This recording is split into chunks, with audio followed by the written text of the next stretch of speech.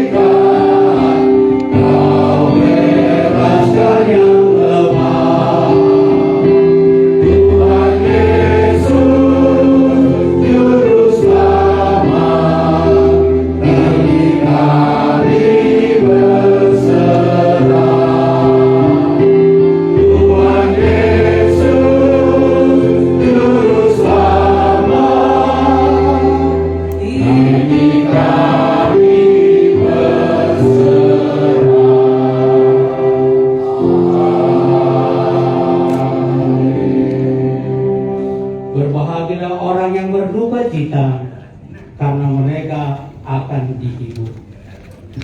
Pertolongan kepada kita adalah di dalam nama Allah, yang menjadikan langit dan bumi. Turunlah atas kita sekalian anugerah dan sejahtera dari Allah Bapa, Anaknya Tuhan Yesus Kristus, dan persekutuan Roh Kudus. Amin. Mari kita berdoa. Ya Allah Bapa kami, Allah yang berkuasa atas semua ciptaan-Mu, termasuk kami yang sedang berduka cita pada hari ini. Kami berdoa kepada-Mu, kiranya Tuhan berkenan memberikan kekuatan dan menjadi penolong yang selalu hadir untuk kami, khususnya mereka yang sedang mengalami duka cita yang sangat dalam pada hari ini. Karena mereka harus berpisah dengan kekasih hati mereka. Engkaulah ya Tuhan menjadi penghibur yang sejati atas mereka, sehingga mereka tidak larut di dalam duka cita yang berkepanjangan. Tetapi biarlah Tuhan berkenan menggantikan duka cita mereka dengan sukacita yang dari surgawi, supaya mereka dapat tetap berdiri tegak dan menyatakan syukur mereka kepada-Mu yang telah memberikan pengharapan yang baru bagi mereka yang percaya kepada-Mu. Amin. Kita memuji Tuhan dari Kidung Jemaat nomor 402 ayat 1 dan 2.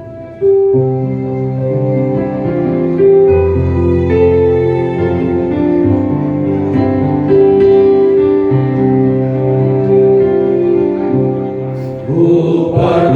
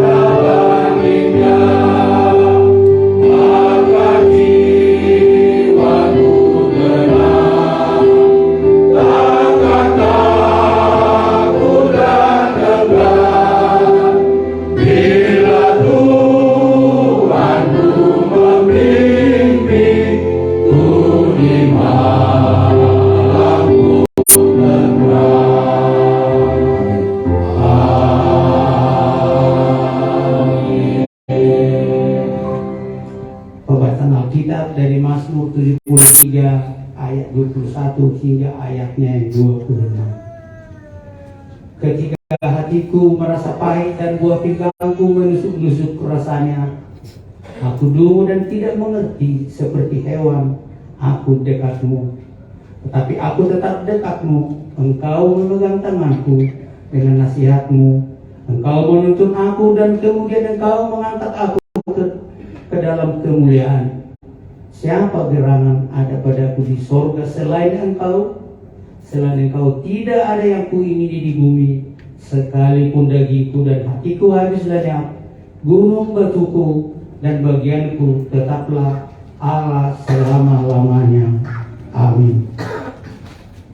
Untuk menyambut firman Tuhan yang disampaikan oleh hambanya Pendeta Sumardi, mari kita memuji Tuhan dari nyanyian rohani metodis nomor 312 ayat 1 sampai 2.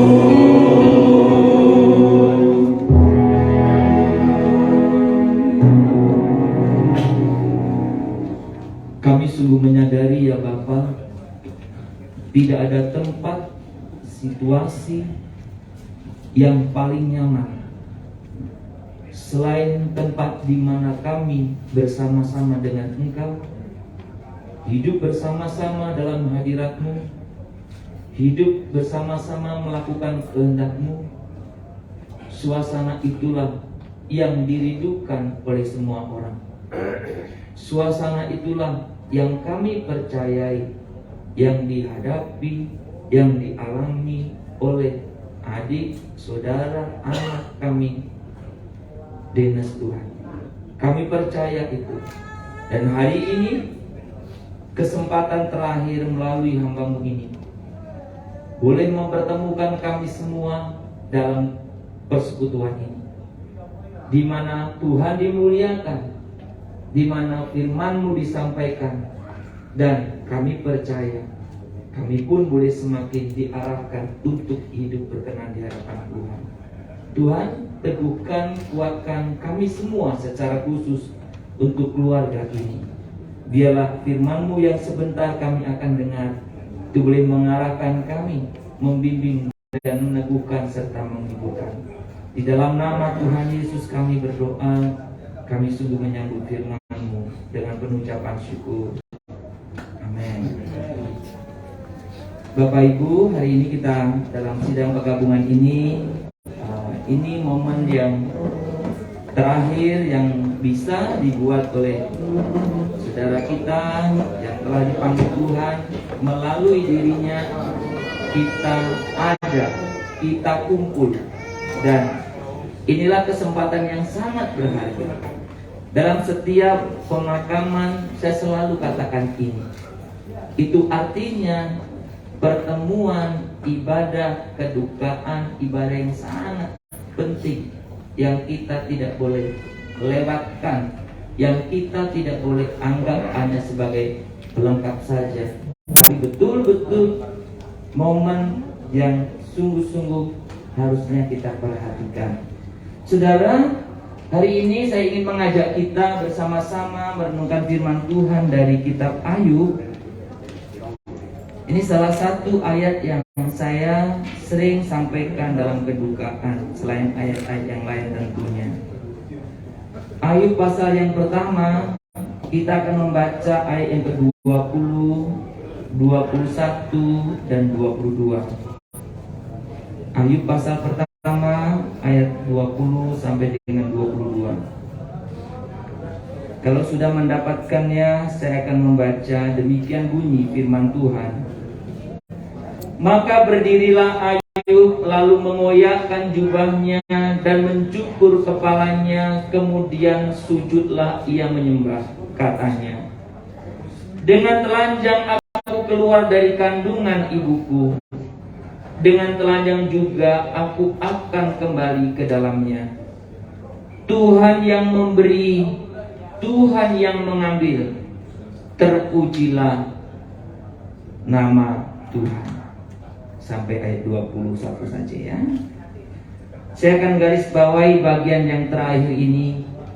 Tuhan yang memberi, Tuhan yang mengambil, terpujilah nama Tuhan. Saudara, kitab Ayub ini, ungkapan yang kita tadi baca bukan ungkapan orang yang sedang dalam situasi baik-baik saja. Bukan ungkapan orang yang sedang dalam kondisi ya baik-baik, bukan. Tapi ungkapan orang yang sedang mengalami kedukaan yang bertubi-tubi. Bukan kedukaan yang normal sepertinya.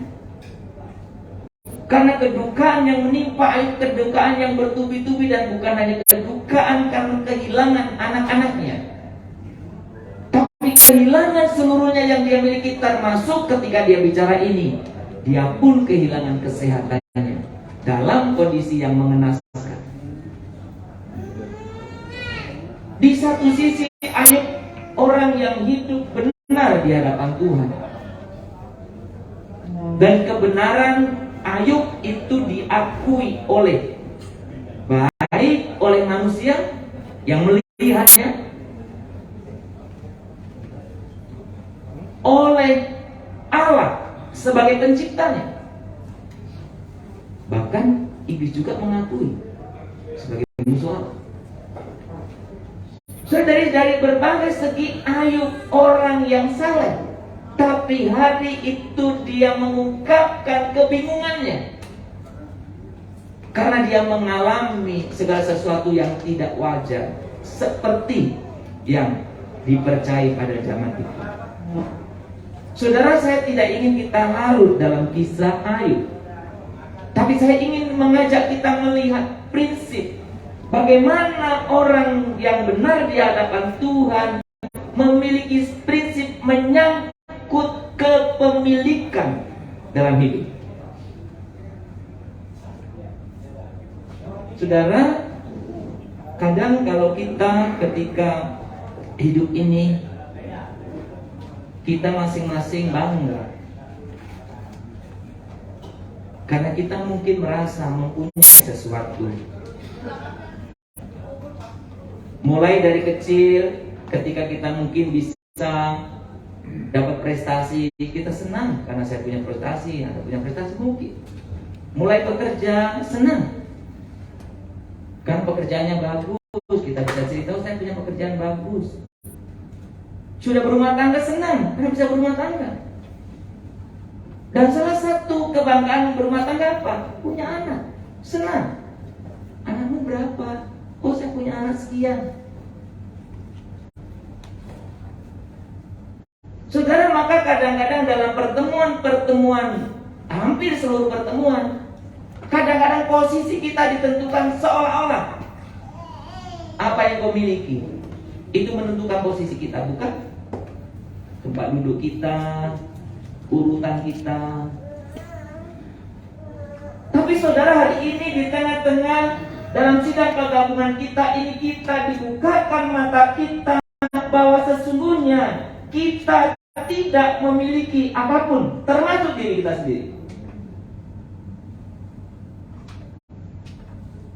Beberapa kali saya menyaksikan orang muda meninggal, dipanggil Tuhan.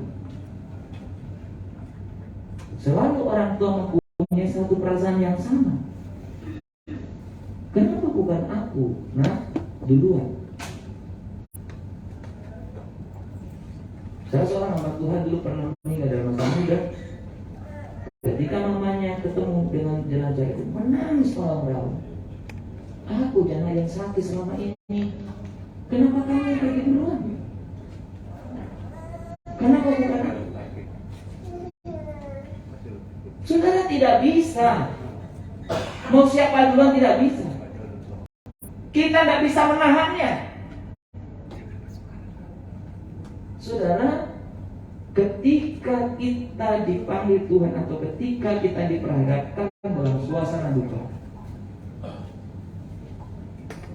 seperti yang dikatakan Ayub, dengan telanjang aku keluar dari kandungan ibuku, dengan telanjang aku akan kembali, ya kan, kepada Tuhan. Nggak ada yang kita bawa, nggak ada yang kita bawa. Saudara, konsep menyangkut kepemilikan ini akan menentukan bagaimana Anda menyikapi terhadap kematian. Saudara, dalam Alkitab ada dua gambaran tentang kematian. Yang pertama, kematian atau mungkin secara umum juga kadang-kadang berbicara tentang akhir zaman, tentang kedatangan Tuhan, itu digambarkan seperti seorang pencuri yang datang pada malam hari. Saya yakin sampai sekarang semodern ini belum pernah, sekalipun ada banyak alat komunikasi, belum pernah saya kira ya pencuri mau datang WA, saya mau datang jam 11 ya, tolong bukakan pintu supaya saya tidak susah. Saya kira belum ada. Pencuri ketika kita jaga nggak datang-datang, tapi ketika lalai datang. Ketika kita pikir nggak akan datang, datang dia. Ketika kita pikir datang, nggak datang dia. Saudara, kematian dibayangkan, digambarkan seperti pencuri. Dan bukankah kita sering mengalami demikian? Ketika semua apalagi krisis, kita tunggu-tunggu, lewat dia, maksudnya sembuh lagi dia. Beberapa kali kasus saya memperhatikan begitu ya. Tapi ketika sehat-sehat kok tiba-tiba dipanggil Tuhan, kita sedang gak siap. Gambaran ketika kita memiliki diri itu seperti pencuri, diambil, ya, tiba-tiba. Nah, yang kedua, saudara, Alkitab mengatakan kedatangan atau kematian itu seperti seorang mempelai laki-laki yang datang menyambut mempelai perempuan. Berarti sesuatu yang mungkin kalau sekarang kita bisa perkirakan ya, karena perumpamaan Alkitab kan masa itu ya. Masa itu kan kita juga nggak ngerti itu mempelai datang jam berapa. Makanya ada dalam cerita Alkitab itu apa? Gadis yang bodoh, gadis yang bijak. Gadis yang bijak dia tahu sediakan pelita itu, minyak untuk pelita. Karena nggak tahu mempelai itu datang jam berapa, nggak pasti gitu. Nggak pasti jamnya, tapi pasti datang. Seperti kematian, nggak pasti kapan datang, tapi pasti datang. Jadi masa itu seperti itu. Sehingga kalau sekalipun dia nggak pasti, tapi mempelai perempuan kan senang, menunggu-nunggu. Kalaupun tiba-tiba datang, senang juga mempelai perempuan itu. Saudara-saudara, itulah kematian. Saudara, kematian bisa menjadi seperti pencuri, tetapi bisa juga menjadi seperti seorang mempelai laki-laki yang menjemput mempelai perempuan. Bukan ditentukan bagaimana atau kapan meninggalnya. Oh, bukan ketika meninggalnya itu semua siap ready semua kumpul semua keluarga. Oh, itu berarti seperti mempelai laki-laki menyambut mempelai perempuan. Bukan berarti karena meninggalnya itu di usia yang sudah lanjut. Oh, berarti ini kematian ini sesuai dengan itu. Tapi ketika muda bukan. Jadi bukan, ini nggak ada kaitannya dengan kapan dia mati meninggal. Bagaimana cara dia meninggal? Iya kan? Di mana? Gak ada hubungannya. Tapi kematian bisa menjadi seperti pencuri. Kematian bisa menjadi seperti mempelai laki-laki menjemput mempelai perempuan. Tergantung bagaimana kamu memahami kehidupanmu, kepemilikanmu. Kalau engkau mengerti prinsip kebenaran firman Tuhan yang hari ini diucapkan oleh Ayub, engkau mengerti Tuhan yang memberi. Jadi Inang Syarturi saya bisa rasakan, Inang yang selalu bersama-sama ya. Bersama-sama dengan Denis kan selama ini. Seorang ibu itu orang yang paling dekat dengan anak-anaknya. Dari sejak dia lahir, dari sejak dia kandungnya lahir, dirawat hingga besar.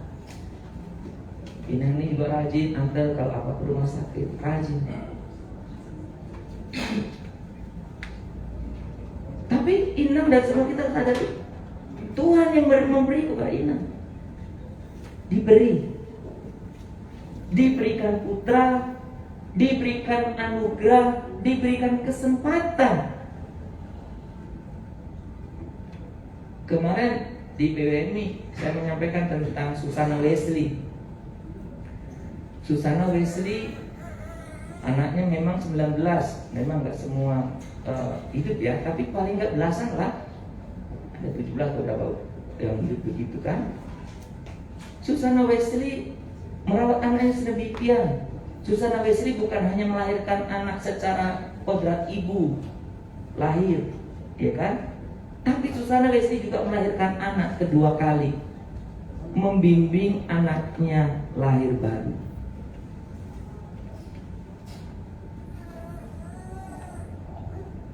Dan kiranya itu juga boleh dialami Inang. Bukan hanya melahirkan, tapi membawa anak lahir baru. Tuhan yang memberi. Kalau Tuhan yang memberi, berarti pemberian Tuhan ini kita terima. Atau kalau dalam kehidupan kita gunakan untuk apa? Untuk kemuliaan Tuhan. Dan Tuhan yang memberi itu suatu ketika akan datang mengambilnya. Kadang memang begitu ya Bapak Ibu. Kita di dunia saja kalau kita minjem barang orang terlalu lama udah merasa milik sendiri kan. Ketika orang mau ambil lagi marah-marah dia. Itu kan milik padahal dipinjemin. Dalam kehidupan kita juga kadang lupa. Yang kita punya semua ini bukan punya kita. Tuhan yang memberi. Kapan Tuhan mau ngambil? Suka-suka Tuhan, dia punya kok. Saudara, kadang-kadang sebagai anak mengkhawatirkan orang tua, sebagai orang tua mengkhawatirkan anak, sebagai suami mengkhawatirkan istri, sebagai istri mengkhawatirkan suami. Kita lupa satu prinsip, satu hal. Baik anakmu, orang tuamu, suami, istri, atau siapapun yang ada padamu, itu bukan milikmu. Itu milik Tuhan, yang kapanpun Tuhan bisa ambil. Yang saya dan saudara lakukan bisanya ketika dia masih ada di antara kita. Kebenaran ini yang memampukan Ayub berkata apa? Tuhan yang memberi, Tuhan yang mengambil. Dan akhirnya apa? Tetap bisa berkata, terpujilah nama Tuhan.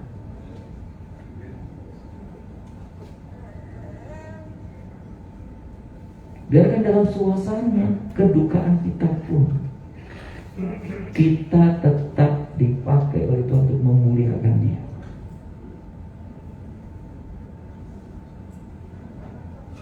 Sekarang kebenaran firman ini kan untuk kita yang hidup. Kalau Dennis nggak betul lagi nih dia, sudah nggak betul lagi. Kita yang hidup yang betul. Apa yang kita lakukan untuk memanfaatkan kehidupan yang diberikan Tuhan ini? Saudara, cerita ini saya sering kutip karena ini cerita yang ditulis oleh yang punya cerita. John Wesley sebagai seorang pendeta pernah ditanya oleh seorang ibu. Memang dari dulu sampai sekarang ibu suka bertanya ya. Dia bertanya, Pak John Wesley, kalau seandainya Tuhan besok memanggilmu bagaimana? Saudara, jawaban John Wesley sangat sederhana sekali. Kalau Tuhan memanggil saya besok, maka yang saya akan lakukan, yang pertama, saya akan tetap bangun pagi, doa pagi jam 5, kata John Wesley. Kemudian pagi saya akan ketemu dengan pendeta Martin untuk diskusi, karena kami janji untuk bertemu jam 10, sarapan sambil diskusi. Kemudian kami akan pergi melakukan pelayanan seperti yang biasa memang jadwalnya saya pelayanan. Malam saya akan mengunjungi seseorang yang saya sudah janji, jam 10 saya harus nyampe rumah. Dan saya akan berdoa dan menulis agenda seperti yang saya lakukan. Setelah itu saya akan berdoa, menyerahkan istirahat saya, supaya saya bisa istirahat dengan nyenyak, dan besok pagi saya bangun tidur dengan tubuh yang sehat dan memuliakan Tuhan. Cuma sederhana saudara jawabannya. Artinya ketika kita menyadari kepemilikan ini dari Tuhan, maka seluruh hidupmu itu, seluruh hidup saya itu untuk kemuliaan Dia melalui tindakan yang nyata setiap hari. Dilihat atau nggak dilihat orang, kehidupan kita itu harus memuliakan Tuhan. Sehingga kapanpun Tuhan memanggil kita boleh bersama-sama dengan Dia. Kiranya keluarga ini, terutama Ina dan juga Ibu Marpaung ya, Ibu Rena ya, Pak Audit juga ya, boleh dikuatkan oleh Tuhan. Ya sangat wajar ketika orang yang ada di antara kita Tuhan panggil itu sedih. Tapi biarkan kesaksian Ayub hari ini menguatkan keluarga ini. Tuhan yang memberi, Tuhan yang mengambil. Tuhan, biarkan Tuhan yang dipermuliakan. Mari kita berdoa. Bapa di surga, terima kasih karena Tuhan begitu mempercayakan kepada kami banyak hal. Harta benda, saudara-saudara, orang tua, suami, istri, adik, anak. Kami bersyukur untuk kepercayaan ini. Dan biarkan apa yang Tuhan percayakan kepada kami ini, kami boleh sungguh-sungguh pergunakan untuk memuliakan Tuhan. Dan kalaupun kapanpun Tuhan memanggil di antara kami akan menyambut Engkau sebagai mempelai perempuan menyambut mempelai laki-laki. Karena Engkau bukan pencuri, karena kami memang semua milik-Mu. Demikian juga ketika Tuhan memanggil salah satu dari antara kami, Engkau bukan pencuri, Engkaulah pemilik. Dan biarkan kami menyadari kebenaran ini. Selama hidup di dunia ini, ajarkan kami untuk kami hidup sungguh-sungguh sesuai dengan kehendak-Mu. Dan apa yang Tuhan percayakan kepada kami sepenuhnya kami pergunakan untuk kemuliaan-Mu. Hiburkan Ibu Elizabeth, hiburkan Ibu Rena, juga untuk Ibu Odit, untuk Bapak Odit, berkati ya Bapak. Supaya semuanya boleh ada dalam penguatan tangan Tuhan. Engkau yang memimpin mereka. Mereka berdualah yang harus terus-menerus menopang Ibu. Sehingga kami percaya Tuhan, Engkau juga akan memberikan terus kekuatan buat orang tua kami ini. Berkati untuk acara hari ini sampai nanti ke pemakaman, supaya semua berjalan dengan baik. Terpuji nama-Mu Bapa, Engkau Allah yang telah memberi kepada kami kehidupan. Kepadamu lah kami semua akan kembali. Di dalam nama Allah Bapa, Anak dan Roh Kudus kami berdoa. Amin. Amin. Sebelum kita dua babak kami, mari kita memuji Tuhan dari nyanyian rohani Metodis nomor 262 ayat 1 dan 4. Pada ayat keempat, jemaat kami undang bangkit berdiri.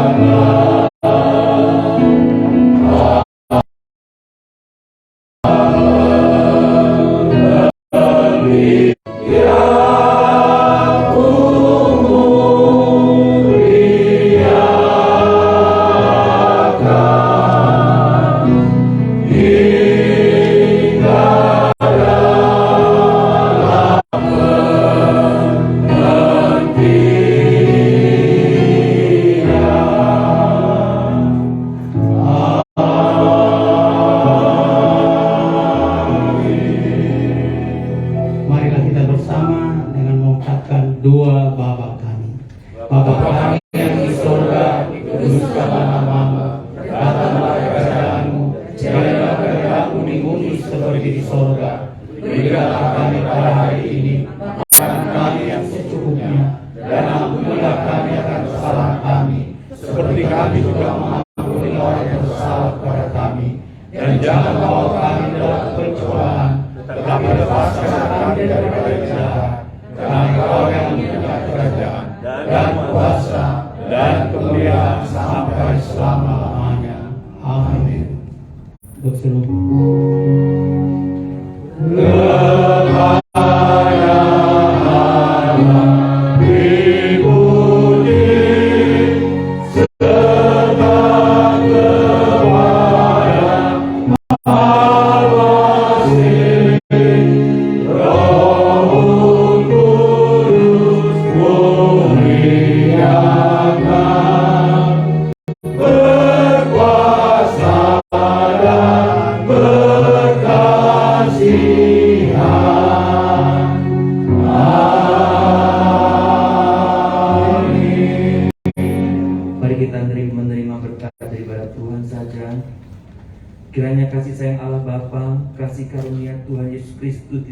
Tuhan Roh Kudus. Itulah yang menguatkan, meneguhkan, menghiburkan, bahkan terus memberi pengharapan kepada secara khusus keluarga yang ditinggalkan almarhum dan kepada kita semua, sehingga kehidupan kita senantiasa boleh juga kita pakai untuk memuliakan Dia dari hari ini, besok, bahkan sampai selama-lamanya. Amin.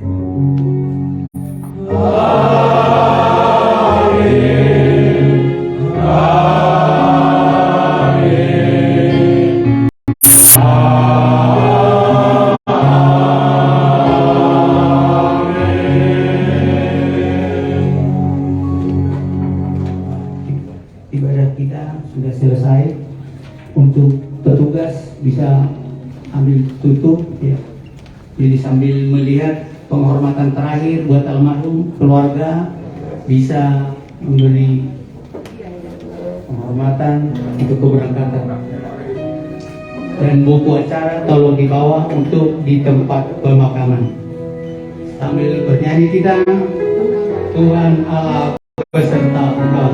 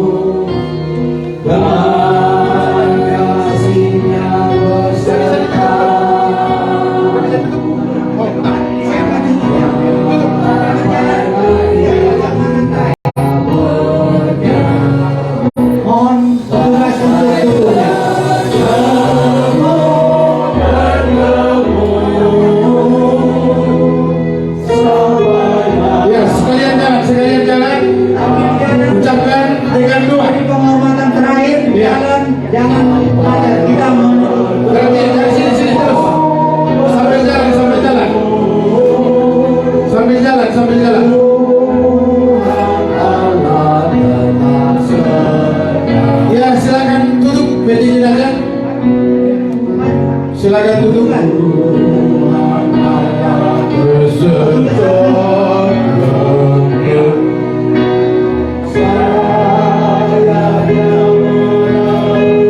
Ya, silakan duduk.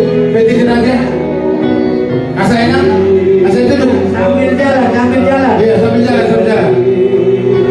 Sambil jalan, peti jenazah. Duduk.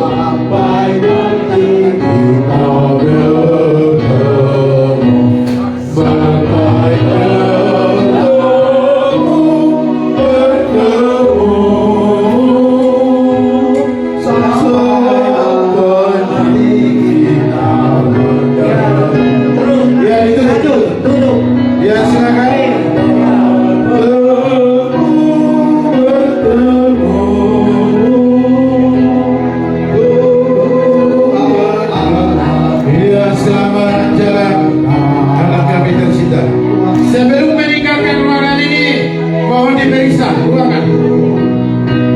Kamar pribadi diperiksa. Sebelum meninggalkan ruangan ini, mohon diperiksa kembali barang-barang berharga. Jangan sempat tertinggal.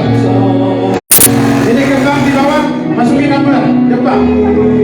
Sebelum meninggalkan ruangan ini, mohon diperiksa barang-barang berharga. Keluarga terdekat, sebelum meninggalkan ruangan ini, mohon diperiksa dompet, tas, emas, sertifikat, barang-barang berharga, jangan sempat tertinggal. HP, mohon diperiksa kembali. Ya, silakan berangkat. Ini dulu bikin di atas. Oh, ini dulu, baru ini. Ya, silakan.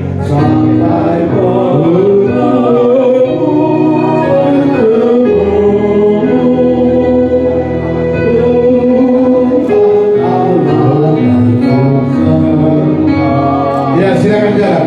Kita tidak bisa lama-lama. Kita lihat cuaca. Keluarga masuk di ambulan. Mohon sebelum meninggalkan ruangan ini diperiksa barang-barang berharga. Ini minuman, barang mobil, ulus, makanan Ini akuat. Bawa ke mobil. Bawa ke mobil. Ya, bawa ke kuburan. Satu.